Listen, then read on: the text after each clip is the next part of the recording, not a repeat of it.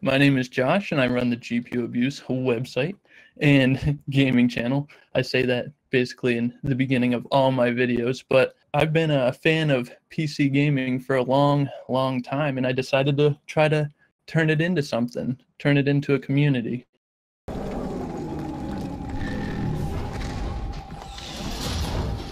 I can handle this. But I'm really happy with the way this case turned out. I wanted like a cotton candy style RGB theme, and I think I really nailed that in standard. And this is where you can kind of create your own little gaming profile.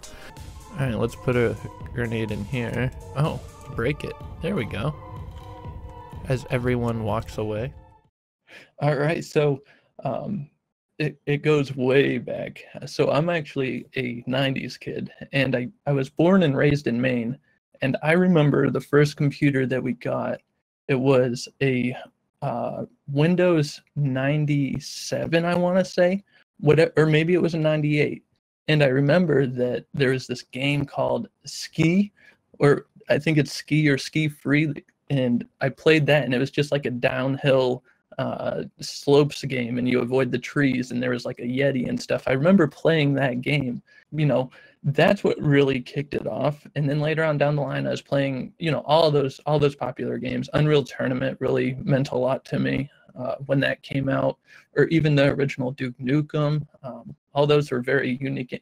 Or this is one thing I'm kind of, you know, not 100% sure whether I should say or not, but I actually used to play putt-putt. That was like one of my all-time favorite games, and I'm not talking like mini golf. I'm talking like a little purple car. It's like a super kids game. But I remember hopping on the computer specifically for that game. I was young. I'm not playing no putt-putt now, but I was then. I had all of them. PC, I didn't get my first console until, which my console was the NES, but that was later on down the line. We were always kind of late to the party on everything. Yeah, so I have a brother, and when you live in Maine, you're living out in the middle of nowhere. You only have a few friends that are within walking distance, so every now and again we'd have gatherings with, you know, my brother and his friends. I didn't really have any friends my age, and we'd all get together and share the controller, because there wasn't very many two-player games, you know. You die, you pass the controller on. Yeah, so I actually have a server hosted for Conan Exiles right now that people can join in on. I typically host like the fun servers where you whack a tree with an axe and you're getting all sorts of wood, and you know, if you're mining, you get quadruple the resources, just because I typically like to have the easy path. That probably says a lot about myself, but you know, taking the easy path. And so that is one of the servers that I host. But as far as like playing games, I do a ton of indie titles. You know, that's something about reviewing games. You go through a lot of bad games, but then every once in a while you come across a gem. Really, I game strictly on PC, and that I don't own any consoles. Maybe, and I'm not hating on consoles whatsoever. A gamer is a gamer. I don't care what you're playing on. But I got rid of all my consoles in order to build my first real gaming computer. I needed those parts, and this was around Age of Conan, the MMO. I used to play a lot of MMOs. And so Age of Conan was released, and I remember not having a computer that was powerful enough to run it. I needed a graphics card, and so I sold all my consoles, and I got my graphics card and got Conan, Age of Conan up and running, which was a beautiful MMO for the time.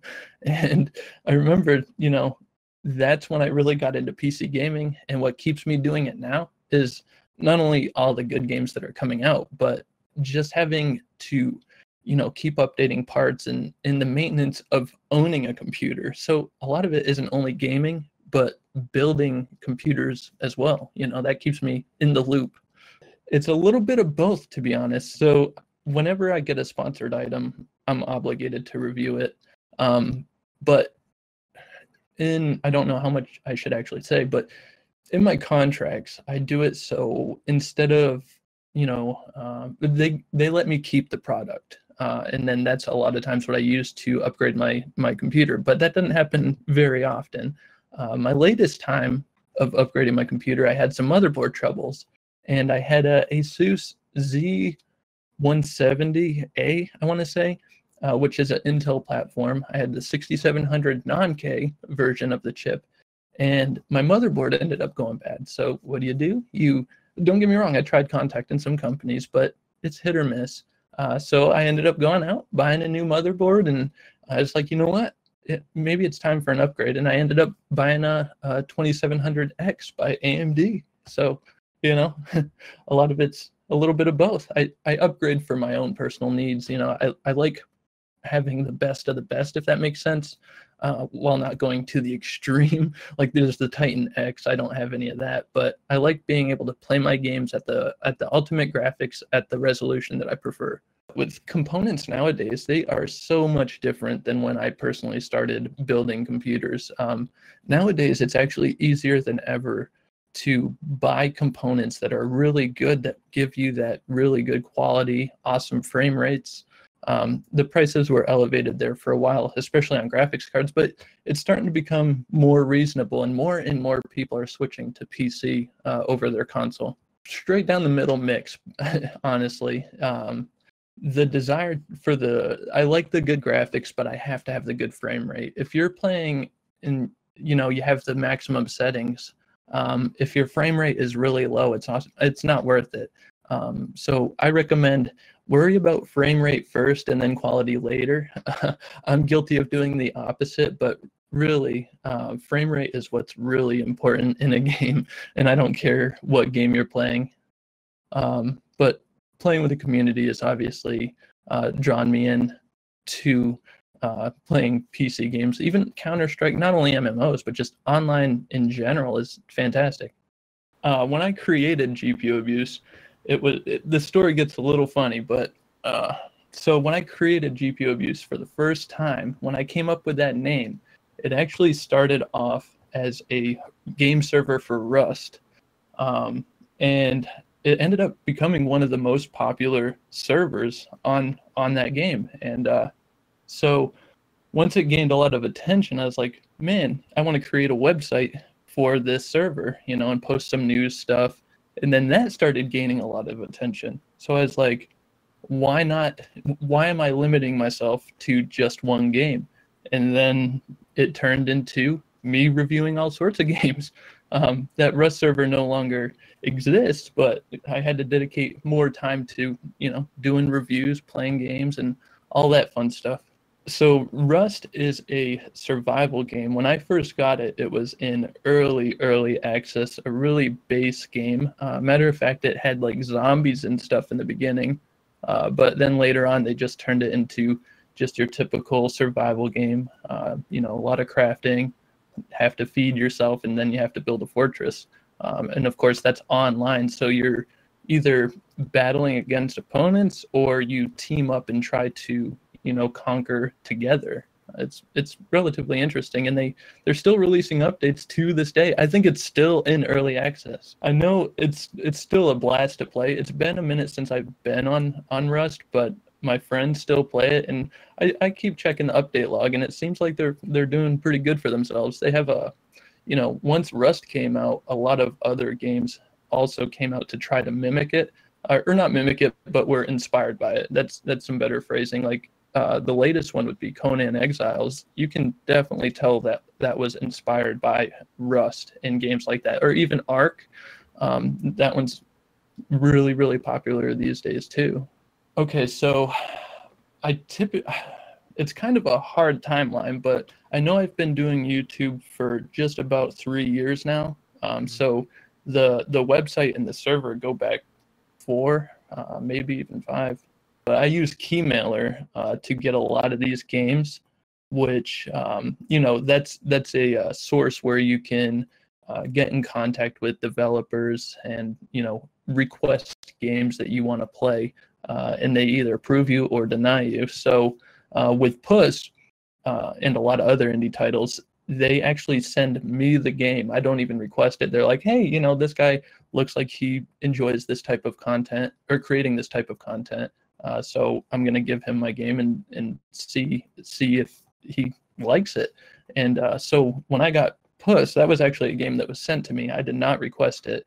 And I was playing so many bad indie titles before that. And then when Puss came along, it was just fantastic. That game, it was so refreshing to have a game that was actually really good to play and fun to record as well. I am currently on YouTube. I got 5,696 subscribers and 1 million, a little over 1 million views total. And a lot of that is from one video. And I don't want to veer off too much, but I want to put this on the record.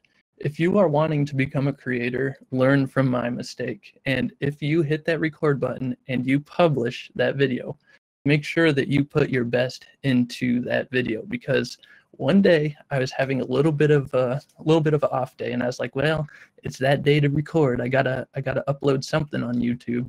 And I did, and it was kind of a partial video, very short, not the quality that I typically try to achieve. And I hit that publish button, and of course, that's my video that got 700,000 views. If that was a good video, I would have been a lot farther than what I am at right now. So to date, that is one of my most disliked videos of all time. So remember, quality every time. Yeah, and honestly, it's not really as frustrating. I mean, I look back on it and I go, it's a learning experience, you know, because if that wouldn't have happened and say it would have just got my typical views, I would have just kept releasing content, you know, whenever I'm having an off day, instead of hitting record, you know, I say, yeah, you know what, maybe I'll skip out on this day. Instead of producing content that's okay, work on making content that's actually good. So I actually use that as like a learning experience, and I'm kind of glad that it happened. I hype myself up before I upload a video, and it's a really funky routine, but it, you know, kind of like just pumping yourself up. I jibber jabber to myself and kind of make weird faces. It's strange. I'll have to record it one day and put it online, but it's just a lot of funky stuff that gets you hyped. If you listen to music really loud and, you know, you get hyped up that way, that's a fantastic way to, you know, get warmed up, I guess is the word I'm looking for. So get yourself in the mood to record. Don't record if you don't feel like recording, because your attitude will shine through. Even if you're normally like a relatively positive person and you're having a bad day, it's not like you can just flip a switch and totally make it seem like, oh, everything's sunshine and happiness, because if you're having a bad day, that's going to portray to the audience for sure. So make sure you get yourself in a good mood, get hyped up, and be excited to make that video. That's a good question, because it's just so unique. There's no words to describe how this game is. I suggest everyone go and watch the trailer for it. It's not out yet, but it is coming out soon. I had an early copy of it, and it's just the visual. I pay attention to a lot of the visuals, a lot of the soundtracks, and things that really draw me in. Art style that's unique, and yeah, Puss has all of that crammed into one. It's very bizarre. There's no words to describe that game. Such a good question, and it's literally all of those crammed into one. It's a pixel style game, but at the same sense, it has a little bit of happiness, a little bit of horror. It's crazy. The soundtracks bring your mind into a different world, especially when you're wearing a headset and you got it blasted up. You can tell the work that this gentleman put into this game. Mainly it was him, but I believe he mentioned that he worked with a few other people that helped him. You know, he outsourced a few of the things, but really he is the one that had the idea, made a lot of the music, with a little bit of help from some friends. I am so proud of that interview. Not my questions, but his answers. I suggest everyone check out that article, because it is fantastic.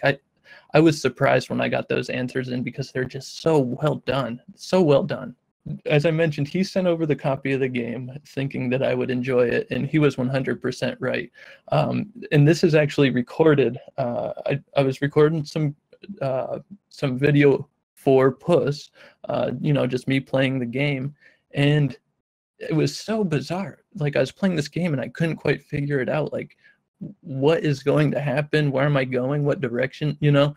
And midway through, I'm like, I would just love to have the opportunity to interview the developers of this game. And lo and behold, this guy named Ivan emailed me saying, "Hey, I am down for that interview."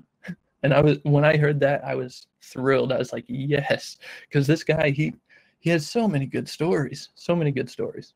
Just like Ivan, every now and again when I post a video on YouTube, and I try, if you watch a few of my videos, every now and again you'll notice that I do try to call out the devs because, you know, I'm creating the video not only for my audience, but with these indie titles, I want to try to give them feedback as much as possible, because when it comes down to it, that's kind of what I'm here for. So I really like when developers do reach out, whether it's on Twitter or what have you, or in the comment section. I've had quite a few times where the developers would actually reach out to me, and that just gives you a really good feeling that they believe in their title, they believe in their game that they have created. I'm by no means a big creator. You know, I'm lucky to get a certain amount of views per video, and so when I see developers commenting on content that I created rather than huge creators. I mean, huge creators cover this game. And so when they're focusing on people like me, the smaller community, it really does mean a lot. And, you know, now that I know, that's the opportunity to ask for an interview. In general, I just enjoy gaming. Whether it's a bad game, whether it's a good game, it doesn't matter to me because I like testing out. I mean, I always loved creating my own things, whether it was like drawing or, you know, pixel art, or I'm just a very creative guy. Even music, I've been playing guitar for 20 years. But I'm a very creative dude. So when I'm testing out other people's passions and creations, I enjoy doing that, whether it's good or bad, whether I like it or hate it. That's always something that I enjoy. So, you know, I picked something that I wanted to do, and that is PC gaming and testing out some indie games. That I like that question a lot. So I've been trying to turn GPU abuse not only, you know, focused on me, but turning it into a community. Now, right now it's called the GPUabuse PC gaming community, but I'd almost like to strike that PC out and just have it a gaming community in general, where I'm a small creator, and I think it would be really cool to collaborate with other smaller creators. I have a Discord server, and, you know, it's small, but there is a few people that are dedicated, and we talk every single day, and I would like to game with them, and they're also creators. They both stream all the time, and I'd like to game more with them, you know, collaborate with other small creators. That is a really good question. So I definitely listen to feedback from others, especially in my little community, in my GPU abuse gaming community. I listen to a lot of that criticism. You know, a lot of my buddies on there will go, "Hey, you know, we should do a montage," or, you know, just we need to game together more often. And I definitely take that stuff into consideration, but at the same time, I am stubborn, and I will record, like, I say there's two options. There's a video that is really popular right now, or a game that's really popular right now, and it's almost guaranteed to get a ton of views, but I don't necessarily want to play it. And then there's a game that I really want to play that no one's ever heard of. Which one do I choose? I choose the one that I actually want to play rather than the one. And, you know, I do feel like that hurts me sometimes, but I'm having a good time, you know.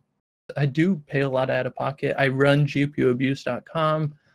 Keeping that secure costs extra money. Having the domain, just running a website in general costs a decent amount of money, and just, you know, investing parts to review, games to review. It definitely costs a lot to maintain, but that's not something mandatory. I could stop paying for a lot of this stuff and still continue to create videos. But what keeps me going, I guess, to say on YouTube, I try not to treat it like a business. You know, I got my YouTube, I don't get much ad revenue from. My website is where pretty much all started. That was my first media outlet. I was playing Rust on a Rust server. that I hosted, and I was like, let's create a website. So a lot of my audience comes from my website, and a lot of people that read on my website don't watch me on YouTube. It's funny because I embed a lot of that stuff into GPUabuse.com, and a lot of people read it from there. It's bizarre. I learn something new every day. I've been doing YouTube for like 3 years, and I still don't got it figured out. It's very difficult. You got to choose. I found that the appropriate title definitely goes a long way, but even sometimes, I struggle to get views. I definitely do. So I'm still really working on that. But I think having a catchy title, the proper keywords for SEO, which on my website I follow those very strictly, but on YouTube, I don't know. I'm a little bit more relaxed on that. I don't do clickbaity thumbnails, and again, that's something that might hurt GPU abuse in the views, but I'm doing it to have a good time, and I'm not trying to lead anybody in the wrong direction. I want them to click on my video because they want to see that video rather than something that they're not even, clicking on something that they're not even sure of. When it started out, I was making most of my money off my website. And then all of a sudden I started, the whole YouTube channel thing. And both of those combined, I was making, relatively good hobby money. But then, I'm not making nearly as much money on YouTube anymore. A lot of it's just coming from my website and sponsorships. So I did open up a Twitch account to hop into live streaming a little bit more. I upgraded my internet, and I'm ready to do it. It's just getting out there and doing it more frequently. So yeah, it's pretty confusing. YouTube, my ad revenue on YouTube has gone down significantly, but I still enjoy uploading to YouTube. See, I don't think my channel has changed too much. I mean, you can go to my first episodes, and I think I've just gotten more comfortable with myself. So I don't think I've changed too much. I just think that YouTube has been making a lot of changes behind the scenes that they're not being 100% open about. And my content, I like to say, is targeted towards adults.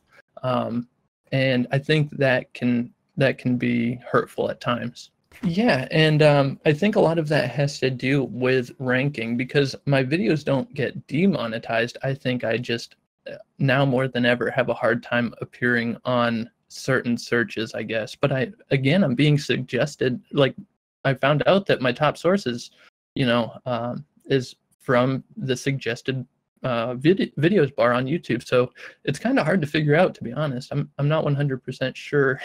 YouTube is very confusing. So I used to do YouTube full time.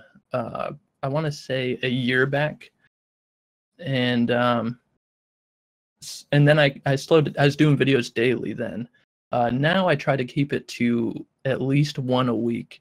Again, mostly not only because I want to have some off time, but just because that whole thing that I mentioned with try to create a good video every time, I think gives me more time to focus on, okay, what am I going to create this week, rather than I got to get something out now. So I don't personally think that my upload frequency has hurt me. I think actually it has benefited me. I don't think the change in my revenue is due to the fact that I'm uploading less videos.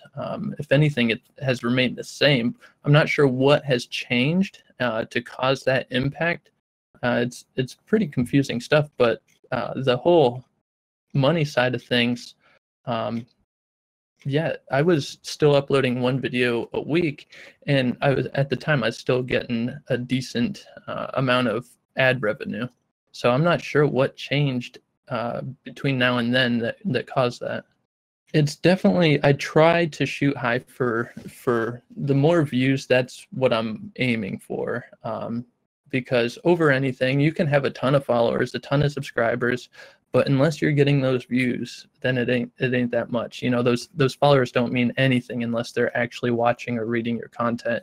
And that's why I take pride in my website, GPU Abuse, because a lot of my Twitter followers are all from, I do monthly giveaways on GPU Abuse, which I want to mention this too. can be beneficial, but at the same time, it can actually hurt you.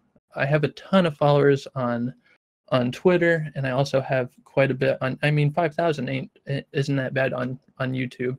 But a lot of those are for my giveaways. A lot of people join just for the giveaways, and then they leave a couple weeks down the line or a month down the line just because they find out that the content's not for them. And, you know, so maybe something that I would think about is, and this is a change that I recently made, like I give away a bunch of different stuff, like keyboards, microphones, stuff that helps creators out. My most recent one is for a Steam game of your choice, right? So instead of just getting a Steam gift card, I actually gift the Steam game directly to the person's account, so I know that they're actually a gamer. They're not going to flip it on eBay or, do whatever. So it's kind of strange. But I think giveaways can actually impact you negatively if not done appropriately. Yeah, you're giving it to someone that can actually use it rather than, because there's a lot of bots out there that just snatch giveaways up. And I find that in my giveaways, I am removing a lot of them because a lot of them are performed by bots that join instantly. And so if you make it more specific towards a certain audience, then the abuse of bots and stuff becomes much lower. So my most recent one would definitely be that Puss interview. That is something, again, I am just super, super proud of that. And Ivan is a fantastic guy, and I was super happy when he decided to do that for me. And, we still chat to this day, so it's kind of bonded a good friendship too. Okay, so it would be, that Conan video that I made, and learning create quality videos every time. And just because it's not quality to someone else, don't get discouraged by it, because there's a lot of people that don't like the type of videos that I make. But as long as I enjoy it and I think it's quality, that's the main focus. You got to enjoy what you're doing. And another thing would be the giveaways, making sure that what you're doing is beneficial to your brand, and making sure that you're doing the right thing for your brand. Unique content, such as that Puss interview, that was fantastic. Having exclusive content like that definitely goes a long way, because other sources can then pick it up, and it's almost like collaborating without actually having to do anything. Other people source it, and that's fantastic when that happens. Yeah, definitely. Maybe at times being a little biased, just because I personally like a product and I'm like, oh yeah, this product is pretty awesome. And I want you to know that I've learned from this. But in the beginning, I was trying to be like other influencers. So try to have like no opinion, you know what I mean? So go into every game as if it was the first time playing it, and give it a fair try, even if it's a game that you're not necessarily interested in. Definitely try it as if it was going to be a good game, or go into it pretty neutral. Give everything a chance, I guess. So I interact with a lot of the smaller creators, and a lot of them are part of the GPUabuse community. After Prison Show, which is not a gaming related channel at all, but I've been in contact with him before. There was someone else that I have, but I don't know. It's not confirmed quite yet, so I don't want to mention anything too far. But yeah, I try to get in contact. A collaboration is huge, and so I do tend to aim high when I go to contact people that I want to collab with. And sometimes those bigger creators do communicate with me, but it's on a different level than an actual collaboration. Oh man, that is a really good question. So I love having. This is such a difficult one to answer. Anything from like this headset. I love this headset. It's the SteelSeries Siberia 650s, which is an older model right now, but it's directly connected to my Audio-Technica AT2020 Plus, which is a USB. This is a USB mic. Don't be fooled. and I'm actually getting live feedback or live playback directly into my headset by being directly connected to it. And it works so much better than plugging in, anything to my computer and hitting that, oh, hear yourself back, because then you get that tiny delay that just bugs the living heck out of me. So I'd say maybe this headset, maybe. Yeah, and I hate to bring up Puss again, but that game, it has such beautiful sound that, when you're wearing a headset, I used to actually have in my intro of every video, I used to have, and you guys can find this, in the first intros, right in the beginning, there'd be a tiny headset logo, and it said something around the lines of best experienced with a headset, or listen in headphones for the best experience. And I mean, if you don't have a headset, you got to get one because they're fantastic.